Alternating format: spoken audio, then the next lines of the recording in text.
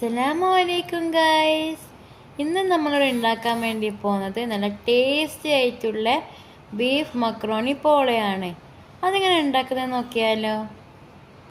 വെളിച്ചെണ്ണ ചൂടാകുമ്പോൾ സവാള ഇട്ടുകൊടുത്ത് ആവശ്യത്തിന് ഉപ്പ് ഇട്ട് മിക്സ് ചെയ്ത് കൊടുക്കാം. ഇഞ്ചി വെളുത്തുള്ളി പച്ചമുളക് ക്രഷ് ചെയ്ത് ഇട്ടുകൊടുത്ത് നന്നായി മിക്സ് ചെയ്തെടുക്കാം. ഗരം മസാലപ്പൊടി, മീറ്റ് മസാല, കുരുമുളക് പൊടി ഇട്ടുകൊടുത്ത് നന്നായി മിക്സ് ചെയ്തെടുക്കാം. ബീഫ് വേവിച്ച് ക്രഷ് ചെയ്തിട്ട് ഇട്ടുകൊടുക്കാം. ക്യാപ്സിക്കം ചെറുതായി കട്ട് ചെയ്തത് ഇട്ടുകൊടുത്ത് നന്നായിട്ടൊന്ന് മിക്സ് ചെയ്യാം.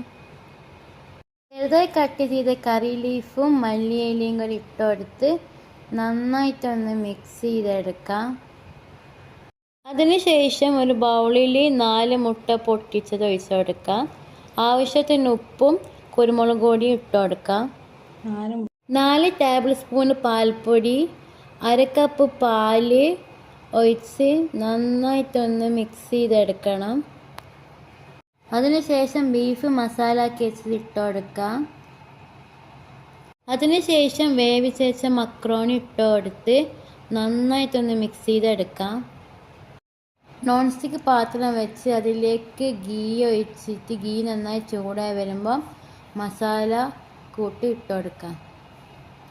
മൂടി വെച്ച് ചെറിയ തീയിൽ വേവിപ്പിക്കുക. ദോശക്കല്ലിലേക്ക് മറിച്ചിട്ടിട്ട് അടിഭാഗം കൂടി വേവിച്ചെടുക്കാം. അങ്ങനെ നമ്മുടെ ടേസ്റ്റി ആയിട്ടുള്ള ബീഫ് മക്രോണി പോള റെഡി ആയിട്ടുണ്ട്. എല്ലാവരും ഉണ്ടാക്കി നോക്കണം. വീഡിയോ ഇഷ്ടപ്പെട്ട like and share and subscribe. ഇൻഷാ അല്ലാഹ് മറ്റൊരു വീഡിയോയുമായി വീണ്ടും വരുമ്പോഴേക്കും അസ്സലാമു അലൈക്കും.